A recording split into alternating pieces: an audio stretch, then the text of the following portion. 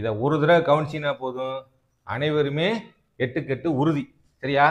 First காரம், லட்டு, ஜாங்கிரி அப்படின்னு ஞாபகம் வச்சுக்கோங்க. காரகோரம் அப்படின்ற ஒரு மலைத்தொடர் இங்க இருந்து என்ன செய்யுது? காரகோரம். இது லடாக், இது ஜாஸ்கர். இந்த காரகோரம் மலைத்தொடர் மேல இருக்கக்கூடிய சிகரம் பேர் என்னன்னா K2 சிகரம். இந்த சிகரங்களுக்கு மேல இங்கக்குள்ள என்ன செஞ்சிருக்குன்னா ஒரு முடிச்சு இருக்கு. அந்த முடிச்சுக்கு பேரு பாமீர் முடிச்சு. இந்த முடிச்சுக்கு இங்கிட்டும் ஒரு கொக்கி மாதிரி போட்டுரும். ஏன் அப்படி போடுறோம் அப்படின்னா, இந்த பாமீர் முடிச்சு அப்படின்ற இடத்துல இருந்து பல மலைத்தொடர்கள் ஒன்றாக வந்து சேருது, அல்லது இங்கிருந்து பல மலைத்தொடர்கள் பிரியுது அப்படின்னு அர்த்தம். இங்கிருந்து என்ன செய்யுது? இமயமலைத்தொடர் இந்த நேபாள பார்டர் இருக்கா, இந்த நேபாள பார்டரை ஒட்டியே அப்படி போயிடும். இந்த இமயமலைத்தொடரில் இருக்கக்கூடிய சிகரத்துக்கு பேர் என்னன்னா எவரெஸ்ட் சிகரம். இந்த சிகரம் பேர் என்னது? கஞ்சன்ஜங்கா. இந்த கஞ்சன்ஜங்கா எங்க இருக்கு? இந்தியாவில் இருக்கு. எவரெஸ்ட் இந்தியாவில் இல்லை.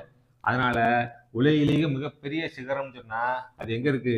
நேபாளத்தில் இருக்கு. இந்த எவரெஸ்டோட மீட்டர் எவ்வளவு தெரியுமா? 8848. இதெல்லாம் மறக்கக்கூடாது. ஃபர்ஸ்ட் வரவுல தான் நினைவு வச்சுக்குவோம். கஞ்சன்ஜங்கா எவ்வளவுனா 8598 நினைக்கிறேன். 8600க்கு 2 மீட்டர் கம்மி. இந்த இமயமலைத்தொடருக்கு மேலதான் திபெத் பகுதியில கைலாஸ் அப்படின்ற ஒரு மலைத்தொடர். இந்த மலைத்தொடர் இருக்கு, கைலாஸ் மலைத்தொடர்.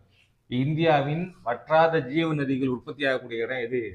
இந்த கைலாஸ் மலைத்தொடர் தான். அடுத்து இன்னொரு மிக முக்கியமான மலைத்தொடர் என்னன்னா ஆரவழி மலைத்தொடர். ஆரவழி மலைத்தொடர் எப்படி இருக்குன்னா, ராஜஸ்தானுக்கு அப்படியே கிழக்கு பகுதியில வடக்கு தெற்காக சரிஞ்ச மாதிரி இருக்கும். இப்படிதான் போடணும் படத்தை. இந்த மலைத்தொடர் இருக்கிறதுனாலதான் இங்க இருந்து போகக்கூடிய காற்று இந்த மலைத்தொடர் தடுத்துறதுனாலதான் இதோட பேக் சைட்ல இருக்கக்கூடிய இந்த பகுதி என்னவா இருக்கு? வறண்ட பகுதியா இருக்கு, பாலைவனமாக இருக்கு. சரியா? இந்த ஆரவழி மலைத்தொடர்ல ஒரு சிகரம் இருக்கு. அந்த சிகரம் பேர் என்னன்னா குருசிகார் சிகரம். அடுத்து மிக முக்கியமான மலைத்தொடர் மேற்கு தொடர்ச்சி மலைத்தொடர். அடுத்து கிழக்கு தொடர்ச்சி அற்ற மலைத்தொடர். இங்க தமிழ்நாட்டுக்குள்ள இங்க வரைக்கும் வந்துடும். இந்த தீபகற்ப ஆறுகள் இது வழியா தான் போகுது. அது வழியா போகும்போது அந்த மலைத்தொடர் அரிக்கப்பட்டு அங்க என்ன இருக்கு? கேப் விட்டுருக்கு. இந்த மேற்கு தொடர்ச்சி மலையும் கிழக்கு தொடர்ச்சி மலையும் சந்திக்கக்கூடிய இடம் தான் என்னது? நீலகிரி மலைத்தொடர். இந்த இடத்துக்கு பேர் என்னது? நீலகிரி. இந்த நீலகிரியில் இருக்கக்கூடிய ஒரு சிகரம் தான் என்னது? தொட்டபெட்டா. தமிழ்நாட்டின் மிக உயர்ந்த சிகரம் எதுன்னு கேட்பாங்க, தொட்டபெட்டா. அதே நேரத்தில் தென்னிந்தியாவுக்கே மிக உயர்ந்த சிகரம் எதுன்னா ஆனைமுடி. அங்கே அது எங்க வந்துடும்னா கேரளாக்குள்ள வந்துடும். இது போக இன்னும் 2 மலைத்தொடர்கள் ரொம்ப முக்கியமானது. என்னது? விந்திய சாத்புரா மலைத்தொடர். எங்க இருக்குன்னா இந்த நர்மதை தபதி அப்படின்ற 2 ஆறுகள் இங்க ஓடுது. அந்த நர்மதைக்கு மேல விந்திய மலைத்தொடர், சாத்புரா மலைத்தொடர். சரியா? இந்த மலைத்தொடர்களுக்கு இடையில் பாயக்கூடிய முக்கியமான ஆறுகளை பத்தி இப்ப பார்க்க போறோம். இந்த கைலாஸ் மலைத்தொடர் சொன்னேன்ல, இந்த கைலாஸ் மலைத்தொடர் தான் இந்தியாவின் வற்றாத ஜீவ நதிகளான சிந்து, கங்கை, பிரம்மபுத்திரா இந்த 3 நதியுமே எங்க உற்பத்தி ஆகுது? கைலாஸ் மலைத்தொடரில் தான் உற்பத்தி ஆகுது. அவ்வளவு மிக முக்கியமான ஒரு மலைத்தொடர் தான் இது, இந்த கைலாஸ் மலைத்தொடர். இந்த கைலாஸ் மலைத்தொடர்ல மானசரோவர் ஏரி அப்படின்னு ஒரு ஏரி இருக்கு. அந்த மானசரோவர் ஏரிக்கு வடபுறத்தில் இருக்கக்கூடிய ஒரு பகுதியிலிருந்து தான் சிந்து நதி உற்பத்தி ஆகுது. இந்த சிந்து நதி இங்கிருந்து உற்பத்தி ஆகி இந்த லடாக் ஜாசருக்கு இடையில பாய்ந்து இங்க பாகிஸ்தான் பகுதிக்குள்ள போய் இங்க வந்து அரபிக்கடல்ல கலந்துருக்கு. இந்த எங்க உற்பத்தி ஆகி எங்க வருது பத்தியா? கைலாஸ் மலைத்தொடர்ல மானசரோவர் ஏரி அப்படின்னு ஒரு ஏரி இருக்கு. அந்த ஏரியோட வடபகுதியில் உற்பத்தி ஆகி லடாக், ஜாஸ்கர் அப்படின்ற 2 மலைத்தொடர்களுக்கு இடைப்பட்ட பகுதியில் பாய்ந்து பாகிஸ்தான் பகுதிக்கு போய் அரபிக்கடல்ல கலந்துருக்கு. இந்த சிந்து நதியோட கிளையாறுகள் என்னென்னா சீலம், சினாப், ராவி, சட்லஸ், வியாஸ் அப்படின்ற 5 துணை நதிகளை இந்த சிந்து நதி உற்பத்தி பண்ணுது. இந்த சிந்து நதியோட மொத்த தொலைவு எவ்வளவு தெரியுமா? 2850 கிலோமீட்டர். அடுத்து கங்கை நதி. கைலாஸ் மலைத்தொடர் கீழே கங்கோத்திரி அப்படின்ற ஒரு பனியாறு இருக்கு.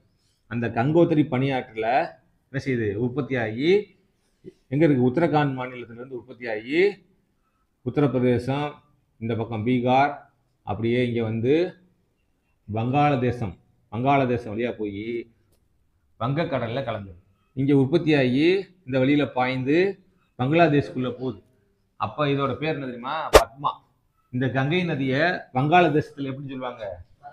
பத்மான்னு சொல்லுவாங்க. இதோட கிலோமீட்டர் எவ்வளவு பாயும் அப்படின்னா எவ்வளவு? 2525 கிலோமீட்டர். அடுத்த மிக முக்கியமான நதி எது? பிரம்மபுத்திரா. இந்த பிரம்மபுத்திரா எங்க உற்பத்தி ஆகுதுன்னா கைலாஸ் மலைத்தொடர்ல முன்னால வடக்கு பகுதியை பார்த்தோமா சிந்து, இது வந்து என்னன்னா கிழக்கு பகுதியில செம்மாயும் தன் அப்படின்ற இடத்துல உற்பத்தி ஆகி இங்க இருந்து அப்படியே என்ன செய்யுது வந்து அருணாச்சல பிரதேசத்துக்குள்ள போய் பங்களாதேஷ்ல வந்து கங்கையோட சேர்ந்து வங்காள விரிகுடால கலந்துருக்கு. ஆட்சி மாற்றம் நடந்துச்சுல, அந்த பங்களாதேஷுக்குள்ள நுழைஞ்சு இந்த கங்கை நதியோட சேர்ந்துருது. சேர்ந்து என்ன செய்யுது வங்காள விரிகுடால கலந்துருது. இந்த வங்காளதேசத்துல இந்த பிரம்மபுத்திரா நதியை நம்ம தான் பிரம்மபுத்திரா நதின்னு சொல்றோம். ஆனா பங்களாதேஷ்ல இதை எப்படி சொல்லுவாங்க அப்படின்னா ஜமுனான்னு சொல்லுவாங்க. பிரம்மபுத்திரா நதிக்கு பங்களாதேஷ்ல பேர் என்ன? இன்னொன்னு, இந்த பத்மாவும் இந்த ஜமுனாவும் சேர்ந்ததுக்கு அப்புறம் இந்த இடத்துக்கு பேர் என்னன்னா மேக்னா அப்படின்னு பேர். அதாவது கங்கை நதியும் பிரம்மபுத்திரா நதியும் சேர்ந்ததுக்கு பேரு மேக்னா. இந்த 3 நதிகள் தான் இந்தியாவில் வற்றாத ஜீவ நதிகள். இந்த 3 புறமும் கடலால் சூழப்பட்ட பகுதியில் உற்பத்தி ஆகக்கூடிய ஆறுகள் பேர் என்னன்னா தீபகற்ப ஆறுகள். இந்த மகாநதி எங்க உற்பத்தி ஆகுது அப்படின்னா இந்த நர்மதை தகுதி குறிச்சிங்களே, அதுக்கு அப்படியே ஆப்போசிட்ல மகாநதி என்ன செய்யுது இங்க இருந்து உற்பத்தி ஆகி அப்படி வந்து வங்காள விரிகுடால கலந்து. படம் போட்டலாமா? இந்த மகாநதியில குறுக்க கட்டப்பட்ட ஒரு அணை பேருன்னா கிராஹூட் அணை. என்னது? கிராஹூட் அணை. சிந்து நதியின் குறுக்கே கட்டப்பட்ட அணை பேருன்னா பக்ரானங்கல் அணை. வெரி குட், நல்லா கேள்வி கேட்டேன். அடுத்து இந்த கோதாவரி வந்தாலே இந்த 2 பெல்ட் இந்த வளையுதுல, இந்த வளையிற இடத்துக்கு இங்க எடுத்து இப்படி போட்டுருங்க. இது எங்க போய் உற்பத்தி ஆகுதுன்னா மகாராஷ்டிரால இருந்து உற்பத்தி ஆகுது. தீபகற்ப இந்திய ஆறுகள்லயே மிக நீளமான ஆறு எதுன்னா கோதாவரி தான். கோதாவரி. அடுத்து கிருஷ்ணா. கிருஷ்ணா எங்க போயிருந்தா இப்படி போயிடும். சரியா? இந்த கோதாவரிக்கு பக்கத்துல இருக்கக்கூடிய ஏரி பேர் என்னது? கொல்லேரி ஏரி. சரியா? இங்க என்ன ஏரி இருக்கு? சிலிக்கா ஏரி. சிலிக்கா ஏரி. இந்த தமிழ்நாட்டுக்கும் ஆந்திராவுக்கும் இடையில இங்க ஒரு ஏரி இருக்கு. அது என்னது? பழவேற்காடு ஏரின்னு சொல்லலாம், அல்லது புலிக்காட்டு ஏரின்னு சொல்லலாம். அடுத்து காவிரி பார்க்க போறோம். காவிரி எங்க? கர்நாடகத்துல தலைக்காவிரி என்ற ஒரு இடத்துல உற்பத்தி ஆகி இடையில திருச்சியில ஸ்ரீரங்கம் அப்படின்ற ஒரு தீவை உற்பத்தி பண்ணி என்ன செய்யுது 2ஆ பிரிஞ்சு கொள்ளிடம் காவிரி என்று பிரிஞ்சு என்ன செய்யுது பூம்புகார் அணைக்கு கடல்ல கலந்துரும். இது வைகை எங்க போடணும்? மதுரை பக்கத்துல போட்டுறோம். இந்த காவிரியின் குறுக்கே கட்டப்பட்ட ஒரு அணை தான் என்னன்னா மேட்டூர் அணை. இந்திய மலைத்தொடர் சாத்புரா மலைத்தொடர்ல இந்த 2க்கு இடையில இங்க என்ன இருக்கு? நர்மதை, தப்தி. இந்த 2 ஆறுகளும் ரொம்ப முக்கியமான ஆறுகள். ஏன்னா தீபகற்ப ஆறுகள்ல எல்லா ஆறுகளும் எங்க போய் சேர்க்குதுன்னா வங்காள விரிகுடால கலக்கும். ஆனா நர்மதை தபதி மட்டும் அரபிக்கடல்ல கலக்கும். அதனாலதான் உங்களுக்கு 2 மார்க் கொஸ்டின்ல ஒண்ணு கேட்பாங்க, மேற்கு நோக்கி பாயும் ஆறுகள் எவை அப்படின்னு கேட்பாங்க. நர்மதை, தபதி, சபர்மதி. சபர்மதி குஜராத்ல பாயும், அதுவும் எங்க தான் போகுது? அரபிக்கடல் தான் போகுது. அது கங்கை சமூலினா இங்கேதான் குடிக்கணும். கோசி ஆறு இங்க போடணும். கோசி. இந்த அணைக்கட்டுகள் பல்நோக்கு திட்டம் அப்படின்ற ஒரு 5 மார்க் கொஸ்டின் கேட்கறாங்க. மேப்பை வச்சு பல 2 மார்க் கொஸ்டின் சொல்லிட்டு 5 மார்க் கொஸ்டின் சொல்லியிருக்கேன். இதுவரைக்கும் என்ன பார்த்திருக்கோம்? மலைத்தொடர்கள், அதில் இருக்கக்கூடிய சிகரங்கள், அப்புறம் ஆறுகள், அதில் குறுக்கே கட்டப்பட்ட அணைக்கட்டுகள். புரிஞ்சா? மனிதர்கள் தன்னோட அறிவால இந்த உலகத்தை கட்டி ஆண்டுகிட்டு இருக்கான். விலங்குகளுக்குன்னு சில இடங்களை பிரிச்சு கொடுத்துருக்கான், அதுக்குள்ளதான் நீ வாழணும் அப்படின்னு சொல்லி. அதுதான் உயிர்கோள பெட்டகங்கள். இந்த உயிர்கோள பெட்டகங்கள்ன்ற ஒரு அமைப்பை ஏற்படுத்தி அந்த இடத்துலயாவது அரிய வகை விலங்குகள் இந்த உலகத்திலிருந்து காணாம போயிடாம அளவுக்கு அதை பாதுகாத்துட்டு இருக்கோம். அதான் என்னது? உயிர்கோள பெட்டகங்கள். அந்த உயிர்கோள பெட்டகங்கள்ல மிக முக்கியமான உயிர்கோள பெட்டகம்னா மத்திய பிரதேசத்தில் இருக்கக்கூடிய பன்னா உயிர்கோள பெட்டகம். இதான் அடிக்கடி கேட்குறாங்க. அடுத்து மிக முக்கியமான உயிர்கோள பெட்டகம்னா கேரளாவில் இருக்கக்கூடிய அகஸ்தியர் உயிர்கோள பெட்டகம். அப்புறம் ஆந்திராவில் இருக்கக்கூடிய சேசாலம் உயிர்கோள பெட்டகம். பறவைகள் சரணாலயம் எங்க இருக்கு? வேடந்தாங்கல். வேடந்தாங்கல் பறவைகள் சரணாலயம். அடுத்து மிக முக்கியமான கொஸ்டின்ஸ் என்ன கேட்குறாங்கன்னா பீடபூமிகளில் ஒரு கேட்குறாங்க. விந்திய சாத்புரா மலைத்தொடர் சொன்னோமா, இந்த விந்திய சாத்புரா மலைத்தொடருக்கு மேல மாலவ பீடபூமி. இந்த இடம் தான் ரொம்ப மிக முக்கியமான பீடபூமி, சோட்டா நாக்பூர் பீடபூமி. அடுத்து இந்த பீடபூமி பேரு தக்கான பீடபூமி. இந்த சோட்டா நாக்பூர் பீடபூமியில தான் அதிகமான கனிம வளங்கள் இருக்கு. மாங்கனீசு, தாமிரம், இரும்பு கிடைக்கும் இடம் அப்படின்னு கேட்டாங்கன்னா நீ எங்கேதான் குறிக்கணும்? சோட்டா நாக்பூர் பீடபூமியில குறிச்சது. இது போக சுண்ணாம்பு, ஜிப்சம் இதெல்லாம் எங்க போட்டுருணும்? ராஜஸ்தான் பகுதியில் போட்டுருங்க. நிலக்கரி. நிலக்கரி எங்க கிடைக்குது? நம்ம நெய்வேலியில கிடைக்குதுல்ல, ஆனால் நிலக்கரி கேட்டால் எங்கே போட்டுருங்க, நெய்வேலி லிக்னைட் கார்பரேஷன் போட்டுருங்க. சரியா? இது போக பெட்ரோல் இயற்கை வாயுனால எங்கே போட்டுருங்க, மும்பை ஹை போட்டுருங்க. அதாவது மும்பைக்கு உள்ள கடலுக்குள்ள கொஞ்சம் தொலைவுல மும்பை ஹை பகுதி. இந்த அவுட்லைன் கொடுத்துருக்கோம்ல, இந்த அவுட்லைனுக்குள்ள இருக்கிற இடம் தான் இது நம்ம வாழக்கூடிய பகுதி. இந்த அவுட்லைனை விட்டு வெளியில வந்துட்டா இதெல்லாம் என்னது, கடல் பகுதி. அப்ப இதுக்குள்ள என்ன இருக்கு, கடல் இருக்கு. இந்த கேப் தான் என்னன்னா கட்ச் வளைகுடா. இந்த வளைகுடாக்கு பேர் என்னது, கட்ச் வளைகுடா. அதாவது ஏன்னா கடல் தண்ணி என்ன இருக்கு, ஒரு வளைஞ்ச பகுதிக்குள்ள இருக்கு. இதான் என்னது, வளைகுடா. இது கட்ச் வளைகுடா, இது காம்பே வளைகுடா. சில பேர் மாத்தி போட்டுறேன், மேல இருக்கிறது தான் கட்ச், கீழே இருக்கிறது காம்பே, அப்படி ஞாபகம் வச்சுக்கோங்க. அதே போல இந்த கட்சுக்கு மேல இருக்கக்கூடிய இந்த பகுதி இங்கக்குள்ள ஒரு கோடு மாதிரி போகுது, அதான் ரான் ஆஃப் கட்ச். இந்த இடத்துக்கு பேர் என்னது, ரான் ஆஃப் கட்ச். அடுத்து இன்னொரு வளைகுடா என்னன்னா, இது என்ன வளைகுடா, மன்னார் வளைகுடா. இந்த இடத்துக்கு பேர் என்னது, மன்னார் வளைகுடா. பாக்நீர் சந்தி, இந்த இடத்துக்கு பேர் என்னது, பாக்நீர் சந்தி. இந்த மன்னார் வளைகுடா ஒட்டி பல தீவுகள் இருக்கு, இது பாக்நீர் சந்தி. இந்த தீவுகளில் இந்த அரபிக்கடலில் இருக்கக்கூடிய தீவுகளுக்கு பேரு என்னது, லட்சத்தீவுகள். இந்த தீவோட தலைநகரம் எங்கன்னா கவராத்தி. அதே போல வங்காள விரிகுடாவில் இருக்கக்கூடிய தீவுகளுக்கு பேருன்னா அந்தமான் நிக்கோபார் தீவுகள். இது போர்ட் பிளேயர் அப்படின்னு கூட கேட்பாங்க. போர்ட் பிளேயர்னா அதோட தலைநகரம். தென்மேற்கு பருவக்காற்று வீசும் திசை அப்படின்னு கேட்குறாங்க, வடகிழக்கு பருவக்காற்று வீசும் திசை அப்படின்னு கேட்குறாங்க. இது ரெண்டையும் குழப்பிக்க கூடாது. முதல்ல இந்த தென்மேற்கு பருவக்காற்று வடகிழக்கு பருவக்காற்று நீங்க குறிக்கணும்னா முதல்ல மேப்ல என்ன செய்யணும், திசைகளை போட்டுறணும். மேல வடக்கு, கீழே தெற்கு, வலதுபுறம் கிழக்கு, இடதுபுறம் மேற்கு. இந்த தென்மேற்கு பருவக்காற்று வீசுறது தான் முதல்ல குறிக்க தெரியணும். ஏன்னா இந்த தென்மேற்கு பருவக்காற்று தான் போய் இங்கிருந்து போய் இமயமலையில மோதி மறுபடியும் என்ன செய்யுது, திரும்ப அதே காற்று தான் வடகிழக்கு பருவக்காற்றாக திரும்ப வீசுது. இந்த தென்மேற்கு பருவக்காற்று இங்க ஆரம்பிக்கிறது காரணமே, இந்த வட இந்தியால வெப்பநிலை 46 டிகிரி சென்டிகிரேட்டுக்கு இங்க உயர்ந்துடும். அப்ப இங்க வெப்பநிலை உயர்றதுனால இங்க ஒரு அழுத்த குறைவு ஏற்படுது. ஏன்னா வெப்பத்தால் பொருட்கள் என்ன செய்யும், விரிவடையுமா. அப்ப இங்க என்ன செய்யுது, ஒரு தாழ்ந்த அழுத்த பகுதி உருவாகுது.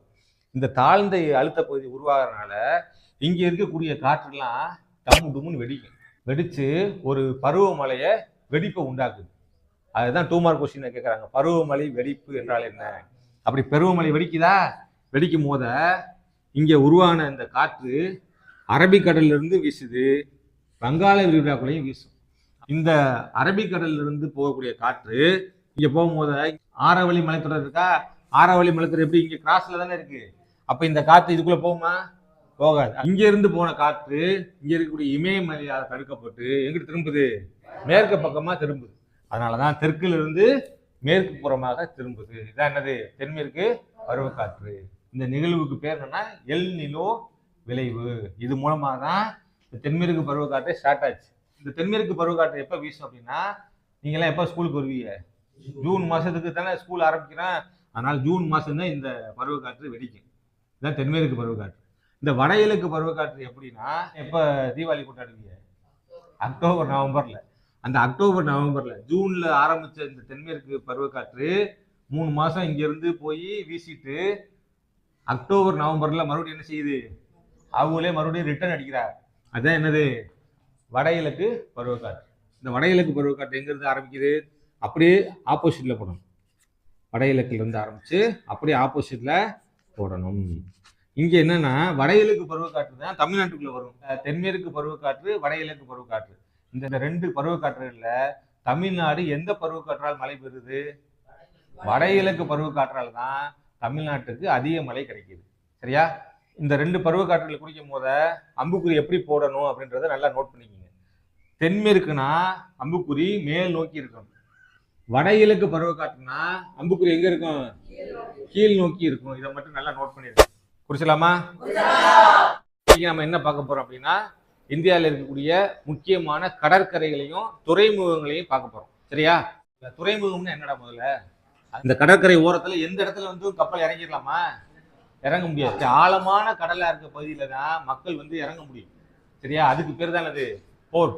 கோவால இருந்து மும்பை பகுதி வரைக்கும் இருக்கக்கூடிய ஒரு அழகான கடற்கரை தான் அது கொங்கண கடற்கரை. கோவா பகுதியில் இருக்கக்கூடிய மக்கள் கொங்கணி அப்படின்ற ஒரு மொழியை பேசுவாங்க. அதனாலதான் இந்த கடற்கரைக்கு பேர் என்ன, கொங்கண கடற்கரை. அப்படி இயற்கையாகவே அமைந்த ஒரு துறைமுகம் தான் அது மும்பை துறைமுகம். மும்பை துறைமுகத்தோட பேர் என்னன்னா ஜவஹர்லால் நேரு துறைமுகம். கோவால இருந்து இந்த கன்னியாகுமரி வரைக்கும் இருக்கக்கூடிய பகுதிக்கு பேர் என்னன்னா மலபார் கடற்கரை. இந்த மலபார்னு ஏன்டா பேர் இருந்துச்சு? மலையாளம்ன்ற மொழியை எந்த மாநிலத்தில் பேசுவாங்க? கேரளா. அதனால கேரளாவில் இருக்கக்கூடிய கடற்கரைக்கு பேர் என்னது? மலபார் கடற்கரை. அடுத்து இங்கனுக்குள்ள இருக்கக்கூடிய ஒரு மிக முக்கியமான துறைமுகம் தான் என்னன்னா கொச்சி. இந்த அரபிக்கடல்லையே ராணி என்று அழைக்கப்படக்கூடிய ஒரு துறைமுகம் எதுனா இந்த கொச்சி துறைமுகம் தான். இந்த அரபிக்கடலில் இருக்கக்கூடிய எல்லா துறைமுகங்களுமே ரொம்ப அழகா இருக்கும். சரியா? இந்த கொச்சி துறைமுகத்துக்கு அடுத்து மிக முக்கியமான துறைமுகம் தமிழ்நாட்டில் இருக்கக்கூடிய தூத்துக்குடி துறைமுகம். இந்த கன்னியாகுமரி ஸ்ட்ரைட்டா இருக்கும், அதுல இருந்து கொஞ்சம் விலகி வச்சீங்கன்னா அதான் அது தூத்துக்குடி. இப்ப தூத்துக்குடி வரைக்கும் வந்துருச்சுல, ஒரு பன்னாட்டு கப்பல் வந்துருச்சுன்னா அடுத்து இந்த வங்காள விரிகுடால இருக்கக்கூடிய பகுதிகளுக்கு போனோம்னா இந்த இலங்கையை சுற்றி தான் போகணும். இந்த கப்பல்கள் இலங்கையில் இருக்கக்கூடிய கொழும்புக்கு முதல்ல வந்துடும். கொழும்புல இருந்து தான் அடுத்து என்ன செய்யும்? சென்னைக்கு வரும். இந்த வங்காள விரிகுடால மிக முக்கியமான ஒரு துறைமுகம் எதுனா தமிழ்நாட்டில் இருக்கக்கூடிய சென்னை துறைமுகம். இந்த இடத்துல குறிச்சிருங்க. சரியா? சென்னையில 3 துறைமுகம் இருக்கு. சென்னை, எண்ணூர், காட்டுப்பள்ளி. சென்னையை தாண்டிட்டோம்னா அடுத்து மிக முக்கியமான ஒரு துறைமுகம் எதுனா விசாகப்பட்டினம். இப்ப கப்பல்லாம் உருவாக்கணும்னா கப்பல் கட்டணும்ல, அப்படி கப்பல்களை உருவாக்கக்கூடிய ஒரு இடமாக இருக்கக்கூடிய ஒரு துறைமுகம் எது? இந்த விசாகப்பட்டினம். அதுக்கடுத்து பாரதீப். ஒரிசால இருக்கக்கூடிய ஒரு துறைமுகத்துக்கு பேர் என்னது?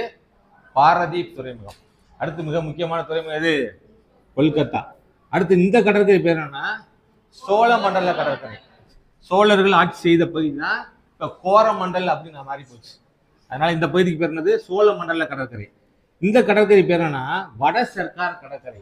இந்த வட சர்க்கார் ஏன் பேர் இருந்துச்சு அப்படின்னா ஆங்கிலேயரின் ஆட்சியில 3 சர்க்கார்கள் இந்த ஏரியால இருந்துச்சு. அதனாலதான் இந்த சர்க்கார்ன்ற பேர் இங்க வந்துச்சு. சரியா? இந்த கல்கத்தா துறைமுகத்துக்கு இன்னொரு பேர் என்னன்னா ஷியாமா பிரசாத் முகர்ஜி துறைமுகம். இந்த பேர் உங்களுக்கு புதுசா இருக்குல்ல? இவர் யாருன்னா பாரத பிரதமர் ஜவஹர்லால் நேரு இருந்தார்ல, அவரோட அமைச்சரவையில தொழில்துறை அமைச்சராக பணியாற்றியவர் தான் யாருன்னா இந்த ஷியாமா பிரசாத் முகர்ஜி. சரியா? அவர் பேரால அவருக்கு கௌரவம் செய்யும் வகையில இந்த கல்கத்தா துறைமுகத்துக்கு பேர் என்ன?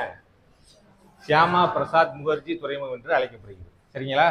இந்தியாவின் மான்செஸ்டர் என்று அழைக்கப்படக்கூடிய பகுதி எது? இந்த பகுதிக்குள்ள கரிசல் மண் பகுதி. அதனால கரிசல் மண் கேட்டாலும் இங்கேதான் குடிக்கணும். பருத்தி அதிகமாக கிடைக்கிற இடம்னாலும் இங்கேதான் குடிக்கணும். ஏன்னா கரிசல் மண்ணுல தான் பருத்தி விளையும். பருத்தி அதிகமாக விளைஞ்சா அந்த பஞ்சை வச்சு என்ன செய்வாங்க? பல தொழிற்சாலைகளை உருவாக்கி இருப்பாங்க. அதனாலதான் இந்த பகுதி என்னன்னு சொல்றோம்? இந்தியாவின் மான்செஸ்டர். இதே மாதிரி ஒரு பகுதி நம்ம தமிழ்நாட்டில் கோயம்புத்தூர் பகுதியில் இருக்கு. இந்த கோயம்புத்தூர் பகுதியில பருத்தி நெசவாளிகள் அதிகமா இருக்கனாலதான் அதை என்னன்னு சொல்றோம்? தென்னிந்தியாவின் மான்செஸ்டர் அப்படின்னு சொல்றோம். சனல்னா அதுக்கு அப்படியே ஆப்போசிட்ல மேற்கு வங்க பகுதி போடும். மேற்கு வங்காளம் சொன்னா கிழக்கு வங்காளம் ஒன்று இருக்கணும்ல. 1905 பார்ட்டிஷன் ஆஃப் பெங்கால், வங்க பிரிவினை படிச்சீங்களா? அது மூலமா தான் கிழக்கு வங்காளம் மேற்கு வங்காளம் உருவாச்சு. 1905 உருவானதை இன்னைக்கு வரைக்கும் பயன்படுத்திக்கிட்டு இன்னைக்கு மேற்கு வங்காளம்னு இதை சொல்லிட்டு இருக்காரு. கிழக்கு வங்காளம் தான் என்ன மாறிடுச்சு? பங்களாதேஷா மாறிடுச்சு. ஆனாலும் இன்னைக்கு நம்ம எதை சொல்லிட்டு இருக்கோம்? மேற்கு வங்காளம்னு சொல்லிட்டு இருக்கோம். இந்த இடத்துல தான் சதுப்பு நில காடுகள் இருக்கு. அல்லது இன்னொரு பேர் என்னன்னா சுந்தரவன காடுகள் அல்லது மாங்குரோவ் காடுகள். என்னது? மாங்குரோவ் காடுகள். இந்த 3 கேட்டாலுமே இந்த ஒரு இடத்த குடிச்சிடும். இந்த இடத்துல அதிகமா உற்பத்தி ஆகக்கூடிய பயிர் எது? சணல். சணலுக்கு இன்னொரு பேர் என்ன தெரியுமா? வெறி விட்டுறாரு. தங்க இலை பயிர் எது? சணல். அடுத்து நறுமண பொருட்கள். நறுமண பொருள்னாலே எங்கதான்? கேரளா தான். நறுமண பொருள் எங்க போடணும்? கேரளா. காப்பி எங்க போடணும்னா அப்படியே தமிழ்நாட்டுக்கு அப்படியே ஆப்போசிட்ல கர்நாடகாவில் போடணும். இந்த காப்பினா கர்நாடகா போடுங்க. தேயிலைனா அஸ்ஸாம் போட்டுருங்க. அஸ்ஸாம். அடுத்து கோதுமைனா பஞ்சாப் போட்டுருங்க. கோதுமை பஞ்சாப் பகுதி. கரும்பு எங்க போடணும்? கரும்பு உத்தரப்பிரதேசம். நெல் இந்த ஓரப்பகுதிக்குள்ள போடலாம். எண்ணெய் வித்துக்கள். எண்ணெய் வித்து எங்க போடணும்? குஜராத்தில் போடணும். மின்னியல் தலைநகரம்னா சாஃப்ட்வேர் இண்டஸ்ட்ரீஸ் தான். சாஃப்ட்வேர் துறைக்கு தான் மின்னியல் அப்படின்னு பேரு. சென்னைக்கு நேரா நடுவில் வச்சா மங்களூர். மங்களூருக்கு நேரா எங்கிட்ட கீழே சைட்ல வச்சுட்டீங்கன்னா இது என்னது? பெங்களூர். பெங்களூர் பேர் என்னது? மின்னியல் தலைநகரம் பெங்களூர். அடுத்து சென்னை என்னது? ஆசியாவின் யாராவது ஒருத்தன் அப்படின்னா என்ன சார் யாராவது கேட்டீங்களா?